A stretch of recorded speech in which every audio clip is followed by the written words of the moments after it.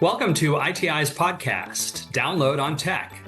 ITI is the global trade association of the technology industry, representing the world's technology innovators. When you listen to episodes of Download on Tech, you'll hear from leaders at the most innovative technology companies, from policymakers, and from influencers from around the world. Our guests share their perspective on the intersection of innovation and public policy. Today, we're thrilled to have Sam Rizzo as our special guest. Sam Rizzo is the head of global policy development at Zoom. In this role, Sam leads Zoom's efforts to advocate for digital trade policies and navigate regulatory challenges. His work focuses on Zoom's public policy interests in areas like AI and data governance, helping ensure that mid-sized tech companies like Zoom can thrive in a robustly competitive environment. I'm excited to dive into his insights on digital trade, data innovation, and how these and other technology policies impact the tech industry. Sam, welcome to the show. Thank you for having me, Jason. Good to see you. It's great to have you here. Two things, of course, that I neglected to mention in introducing you that are very important. You're a member of the Alumni Association of two organizations that are very dear to me. One, of course, is ITI itself, who used to lead our trade policy work here at ITI. And the second is William and Mary, Go Tribe, where my son is currently a senior in school. So for those two reasons, in addition to everything else, it's great to have you here. Well, thank you, and Go Tribe indeed. Well, Zoom is a household name, Sam. So we always like to start off by talking about the company, and asking you to tell folks what Zoom is would be kind of like me asking someone to describe what Kleenex is. It's a company that's so widely known, it's become a verb or become, and I'm sure your trademark lawyers aren't necessarily excited about this, it's become something that we associate very closely with the video conference itself. And of course, during the pandemic, we all spent more time on Zoom than we did in many cases with our families or meeting with people in person. So I'm not going to ask you what Zoom is because everybody knows. But what I do want to ask you is maybe to tell us a little bit about Zoom, the company that maybe we don't know, an overview of things that maybe aren't in the conventional wisdom about what Zoom is and what Zoom does. Yeah, absolutely. Well, I think that you're right that we do find that there's broad familiarity with our flagship meetings product, that most people at one point or another have been in a Zoom meeting, but more broadly, and what's maybe a little bit less known to folks that don't work with us day in and day out, is that we are a communications and collaboration platform. We're cloud native, so we're what's called a software as a service or a SaaS company. And in addition to meetings, we've got a cloud telephony offering, which looks a bit like having your landline digitized on either your mobile device or your work computer. We have a hybrid conference room solution. We have a persistent chat feature. And we have newer features like Zoom Docs, which are collaborative word processing tools. We also, like a lot of companies, a lot of enterprise companies in particular, are all in on AI. We have been for a long time. So if you've used Zoom noise reduction or our virtual background, you have used an AI-driven feature. But we also are moving ahead with generative AI in the form of AI Companion. We also have transcribed translations in several dozen languages, which we're excited about. That's real-time translations in captions. And if you've used newer tools like Intelligent Meeting Summary, you also are relying on some of our generative AI features. Notwithstanding the ubiquity of our brand, I appreciate that you called this out at the outset. We're actually a mid-sized cloud services communication company, a bit odd for a company that does have a verb for a name, but we're about 8,000 employees globally. We, as I mentioned, we're enterprise primarily, although we do have an online consumer offering. You can go and get a license at our website.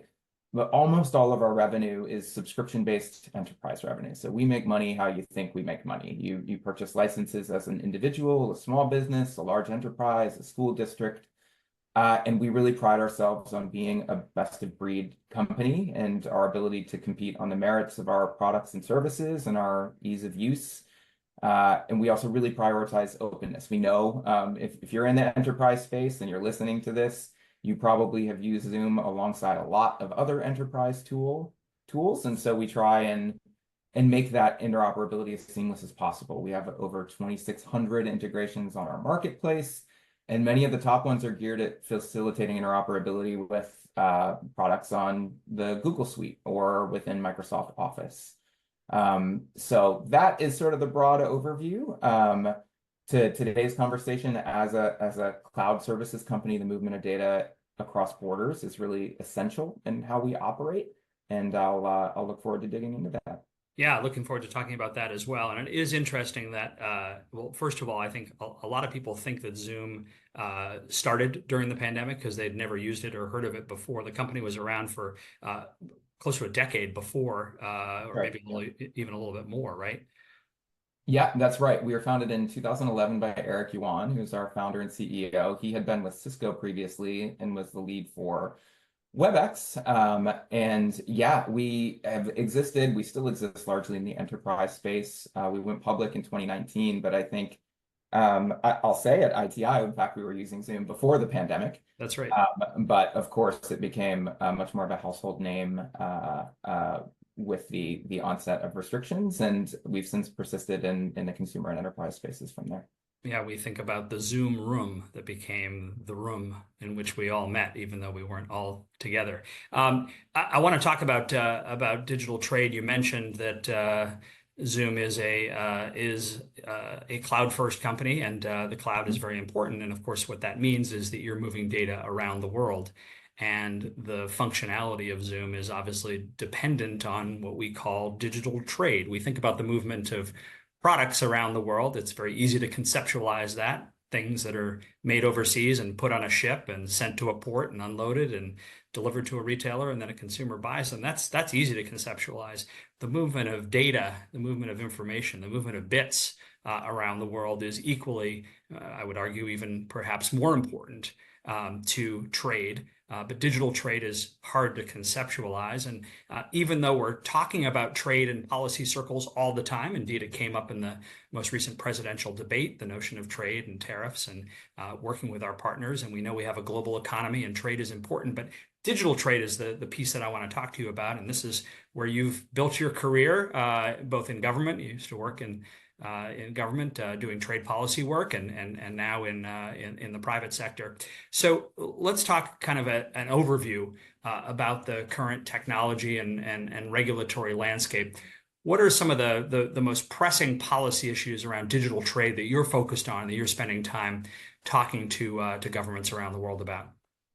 Yeah, well, I think you're right. We can break this down into its component parts and look at it from a few angles, since digital trade as a concept is not necessarily intuitive. But one way of thinking about digital trade is it's just the exchange of goods and services that's enabled by digital technologies. And it can be delivered digitally or physically.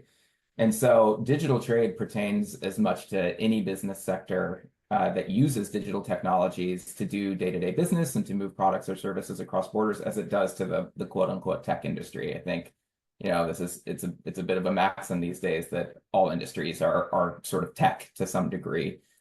And there are a lot of statistics out there about digital trade. So I'll take a recent set from the IMF that global trade in digital products rose to almost $4 trillion in 2022, accounting for a record 54% of global services trade. It's outpacing goods and non-digitally enabled services in its growth. And I think that's reflective of the fact that it's really not just tech. It's all industries that are relying on these sorts of technologies. So that brings us to maybe the first and biggest policy consideration here, which I think is digital trade for development. The growth is maybe obvious to us, working in the tech sector, but making sure that those benefits accrue to underserved communities, to developing countries and least developed countries depends on a number of different factors. It depends on having the necessary infrastructure and inclusive policies, or even just having internet access, which a third of the global population doesn't. So not for nothing, I think this is really, it's coming into focus for the WTO and a lot of countries, both developed and developing. And there's good reason for that. I don't think we'll see success in digital trade policies if the benefits aren't clear to everybody who is participating. if we go to a bit more granular policy level about the sorts of issues that we're confronting in the digital trade space, there has been a bit of a proliferation of policies under this broad moniker of digital sovereignty in recent years. Again, not limited to developed or developing countries, and they're taken in the pursuit of different policy objectives that are really legitimate: privacy, cybersecurity, national security, economic development.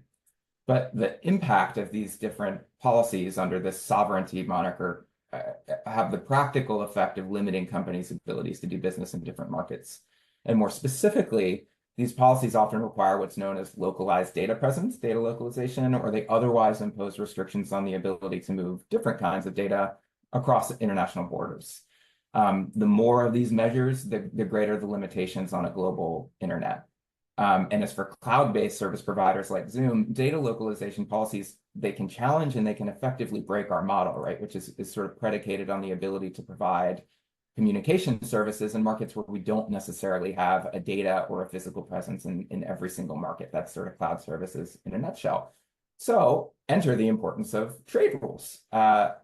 For years, digital trade policies, like those that were included in the US-Mexico-Canada agreement, or CPTPP, the Comprehensive and Progressive Agreement for a Trans-Pacific Partnership, they've aimed to curb these kinds of localization or restrictive practices. But it's important to note they've done that to the extent that they present discriminatory barriers. And I think that's an important distinction because the idea behind trade policy, not just digital trade policy, is not to limit a country's ability to regulate in its public interest, but to make sure that whatever policies a government is pursuing don't create a business environment that's more difficult for non-local firms than it is for local firms. So that, I mean, that's trade in a nutshell. That's the basic notion of non-discriminatory treatment and why we have trade agreements at all. The maybe last point I would say on this question is, unfortunately, data flows and data localization have become politicized in a way that for companies like ours, and I suspect other mid-sized and smaller companies, is a bit divorced from just the reality of the impact of these policies and the way that we operate. And so our equities in the space are largely focused on how can we factually explain what this means? What does it mean from a technical perspective? And why does it matter, not just to us, but more broadly?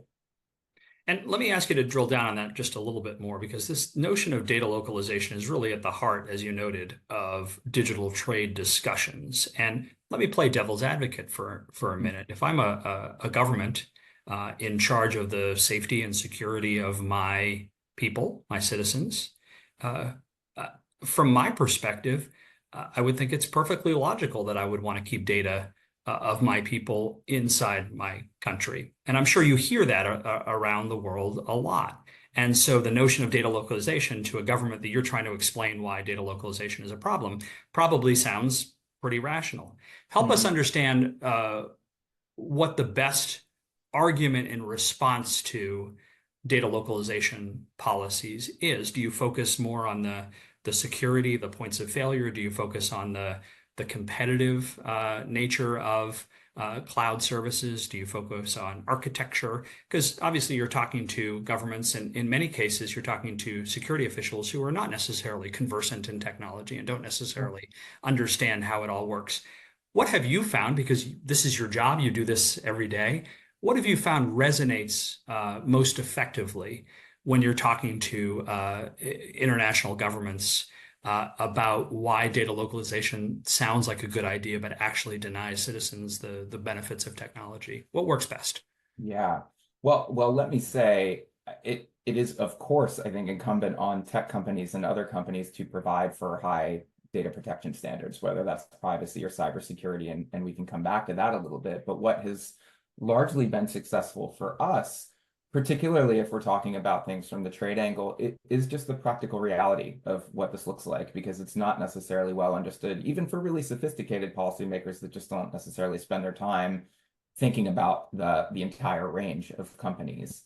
And it's maybe worth noting, like, localization policies aren't new, whether it's data localization or otherwise. The basic idea behind these is if you want to do business in our country, you have to do stuff here. And that could mean establishing a legal presence or manufacturing or sourcing products locally, hiring local staff, or it could mean establishing a local data presence.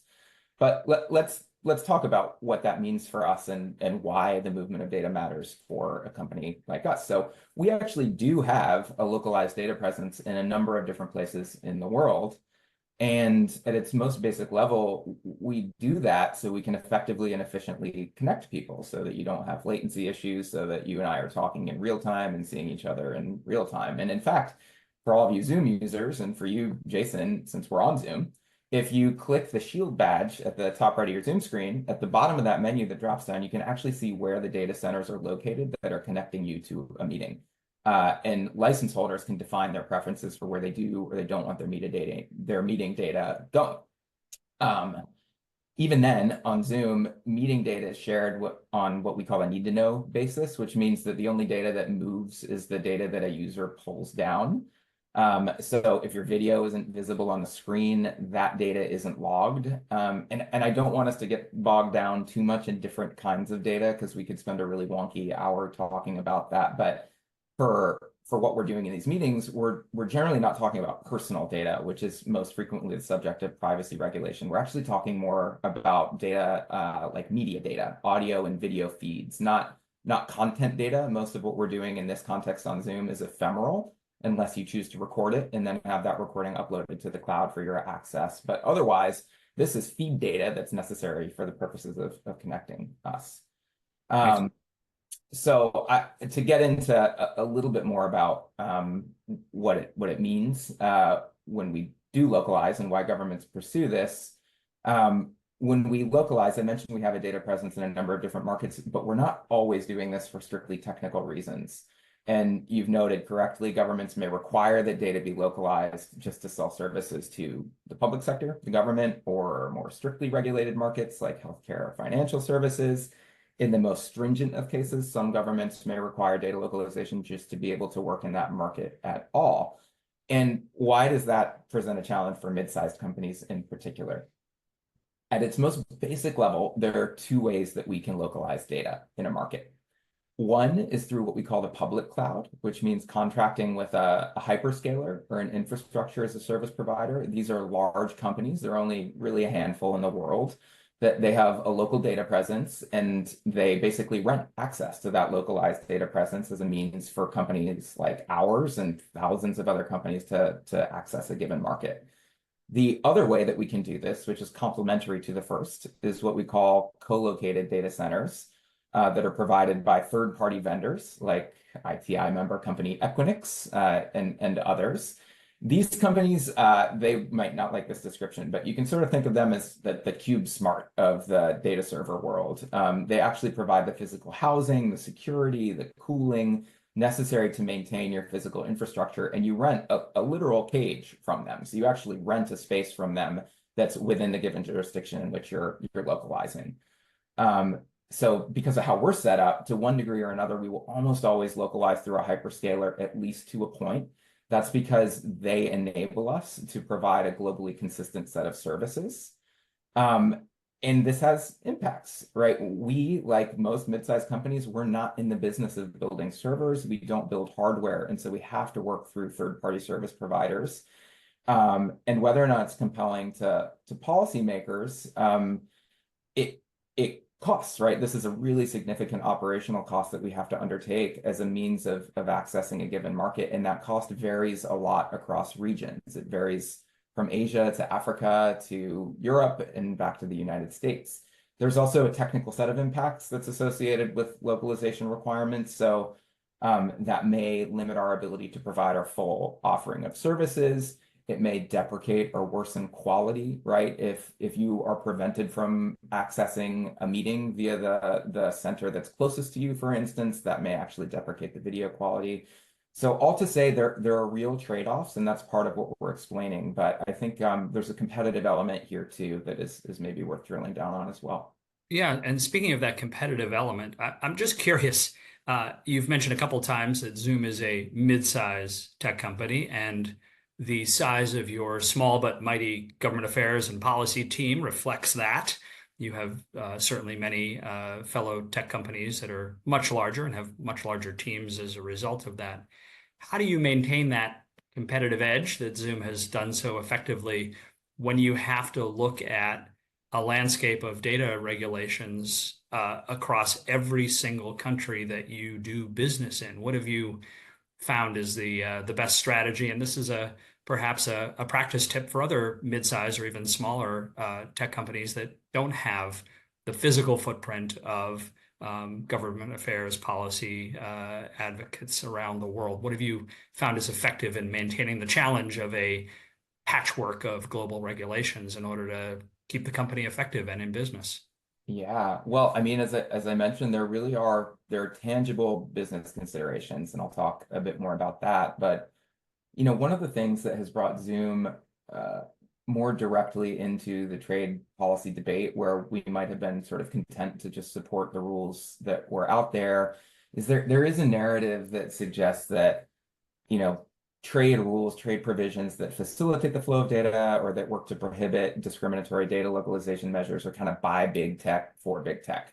That they're advocated for by only the biggest companies and they really only benefit the largest companies. And the logic seems to follow that because that's the case, that these sorts of trade rules are inherently anti-competitive.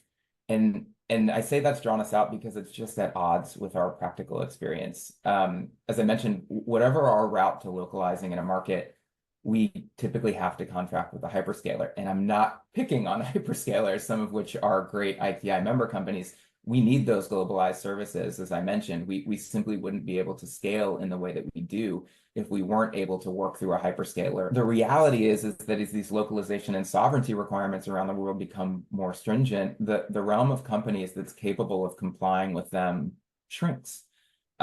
This is the so-called walled garden effect. And I think it's largely an unintended consequence, or at least it could be an unintended consequence of some of these policies that you unintentionally basically enable a handful of companies to provide the services that other companies sort of further downstream need in order to comply. And that's part of the business of hyperscalers, and it's a necessary component of their business.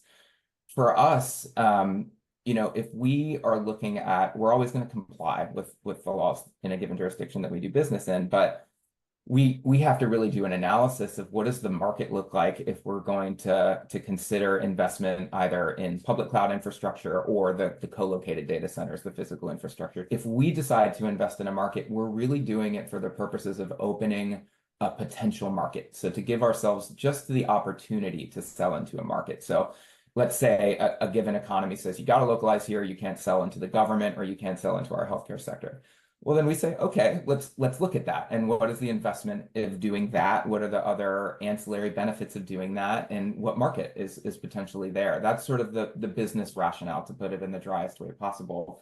A hyperscaler would have the benefit, and your members might characterize this a little bit differently, but from our perspective, if they choose to localize in a market, they might do so in support of their own services that could compete with ours or that could be up and down the technology stack. Or they could be investing in a given market and localizing in a given market as a means of selling that infrastructure back to companies like us. And so the reason I say there's a competitive element there is because most companies just can't do that, right? For most companies, if you're investing in data infrastructure, it's a sunk cost in a sense. It's something that you're doing as a means to opening a market as opposed to a revenue generating investment, other than what you may develop based on the sales.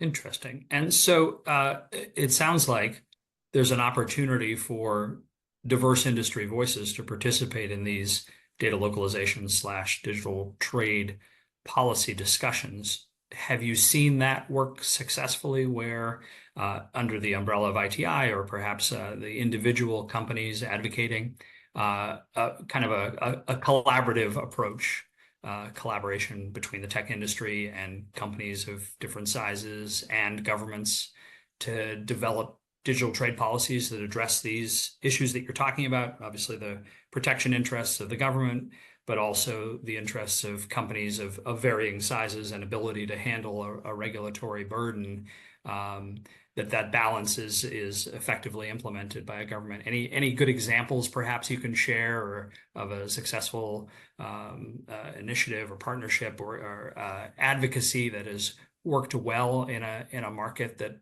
perhaps can be a model for others to use? Definitely. And I think the onus is on us as including us as mid-sized companies and associations to try and tell a factual and sober and even-handed story, right? To try and move this discussion and any discussion that's been politicized, and trade is always controversial for a range of very understandable reasons, I think, but to try and sort of put this forward in practical terms. And there are definitely cases of success, and some of them aren't new, right? Governments oftentimes will conduct open consultations on trade or sector-specific agreements. There are all sorts of consultation mechanisms. In the United States, there's something called the Industry Trade Advisory Committee system that the Department of Commerce manages, where you've got different sort of industry-specific groups of industry representatives that are advising the government. There's also a labor advisory committee and environmental advisory committees to the same end. And this administration has looked at how they can improve those. I think that's always worthwhile to try and figure out how you can make trade policy in particular as transparent as possible while giving negotiators the berth that they need to be able to go out and do their jobs. That there's always a tension there, and that governments are always, I hope, trying to become more transparent in that regard. And another point I'd make, you asked about tech company advocacy, but one of the things that we can and should and do need to do is approach this from more of a multi-stakeholder dimension or a multi-stakeholder perspective. It's not the case that commercial interests in trade agreements and, say, labor interests or human rights interests are at odds. In fact, sometimes we're very much on the same page in talking about benefits, even where the particular angle for getting into that conversation is a little bit different. So I'm thinking about, we're a member of an organization called the Global Network Initiative. That's a multi-stakeholder tech and human rights group. It's focused on freedom of expression and privacy principally. And there are organizations in that group. I'll call out one and give credit to Freedom House, for instance, which publishes the Freedom on the Net report. If we're talking about data governance in terms of its impacts on human rights. So all to say, we obviously in the trade realm, we're often thinking about things from a commercial perspective. Certainly as a company, we have our parochial interests in mind, but as advocates, I think we have to keep the bigger picture in mind, and we have to meet policymakers where they are and not question their policy motives, but rather trying to educate on what else we can do. And the good news behind this as well is that there are a lot of governments that are moving forward with all sorts of interesting initiatives. The ASEAN governments are working as we speak on a digital economy framework agreement. Chile and New Zealand and Singapore spearheaded a new kind of agreement called the Digital Economy Partnership Agreement a few years ago. They're broadening participation in that. That gets at these data flows issues, but it also includes provisions on inclusion, and they can experiment a little bit more than you might see in a free trade agreement. And Africa has actually, the African Continental Free Trade Area has negotiated a digital trade protocol. So I think there is bottom-up support, but there are, as you know, a lot of competing narratives about why data flows may be bad, why opening up may actually disadvantage local industry. And I think it really is on us to talk about why transparency is important, to talk about why that's not necessarily the case, but also to sympathize and understand with where governments really may have legitimate concerns. So you've given me a little bit of hope for optimism that there are positive developments underway around the world. And my last question to you is going to sound like a pessimistic question about why we have to fight to help governments, including here in the United States, understand the value of trade.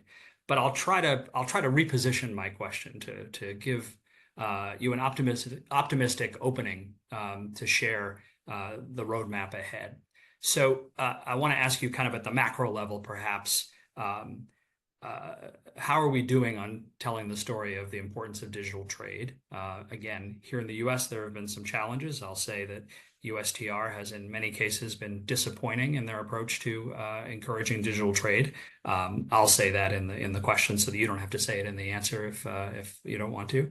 Um, uh, but I do want to ask you about the roadmap ahead. Again, Yeah. at the macro level, how are we doing in telling the story of digital trade? How are those stories being received by governments around the world and by the US government? And kind of what are some of the trends in digital trade and perhaps in these digital localization policies that you've been talking about that you see and that we should anticipate and be ready for the next few years to come? Yeah, well, I don't say this in a pessimistic light so much as I think it's an eternal truth that we're always going to have work to do in telling our story. And again, that's not, uh, or rather, I should say, that includes mid-sized companies. Again, if I'm being totally honest, I think in some areas we're sort of content to free ride, if you will, where we agree with the policies. And what we learn is that you can't take for granted that a policy that you like is going to be there if you're not necessarily providing sort of the substantive rationale from different perspectives. And on the positive front, and this certainly applies to the US government, is we found that this message that we've been discussing today, what does it actually mean in a technical sense? Like, what is data localization? That's been well received. That sometimes we've been starting these conversations on maybe the third rung of the ladder, where we assume that there's enough familiarity and we can just go straight into kind of the policy nitty-gritty. And from our perspective, we found a lot of utility in taking a step back and trying to explain this is how our service works. This is how we deliver it. We think it's good. We think people like it. People like the ease of use of it. We're about connectivity, and just sort of getting into that, and then talking about particularly the kind of competitive and innovation impacts that we see and that we experience that there's use to that. Um, where are we headed? What are the trends? I don't think, unfortunately, digital sovereignty is going anywhere. Uh, how that manifests itself in different markets remains to be seen, but we know, as one statistic from 27 to 2021, the number of localization measures, data localization measures tracked by one organization increased from 67 to 144. I would venture that in the preceding 3 years, that number has probably grown again, and that we're seeing greater restrictions, particularly in sort of the name of national security. But that's one of the reasons why proactive digital trade policy is important, not as a means of pushing back on legitimate policies, but because this trend isn't going anywhere. And the good news, I'll pivot there, is there are a lot of innovative tools and there's a lot of convergence on the value of data flows, including to smaller businesses, to inclusiveness, to sharing the benefits of digital trade more equitably, to women's empowerment and participation in the workforce and in different trade channels. So you're seeing that in the G7 and G20. I think Japan gets credit for coining the term data free flows with trust, which is sort of this broad rubric under which a lot of governments are trying to come up with innovative and different policy tools. And listen, there's always going to be room for reasonable people to disagree on what a good trade provision looks like, a legal provision, and to get into all of the legalese. But I think if we start from the premise that there's some good here and there's some good policy objectives and we're not too dogmatic about it, then we continue to make a case that, hey, there's substantive impact and this is valuable. For us, our whole mission is predicated on delivering what we call limitless human connectivity. That's what we want to do. We're going to continue to work with governments and enterprises to do that. We also need to run faster on our own, which is to say that we're going to continue to raise the bar in our own privacy and security. We're proud, as an example of this, to have partnered with SURF, which is the collaborative organization for IT in Dutch higher education. We and a number of other companies have worked with them on a data protection impact assessment to identify where and how we can take a more proactive approach to privacy by design and privacy by default. I think our ability to communicate and demonstrate how we do that, how we do that in terms of security, also matters in combating misperceptions and making sure that new policies aren't more stringent than they need to be in terms of access. So yeah, I think that's sort of where we are. And on the policy front, working with you all, working with our friends in industry and civil society, we want to try and take a sober and a factual approach and try to move this discussion to a solution-oriented plane.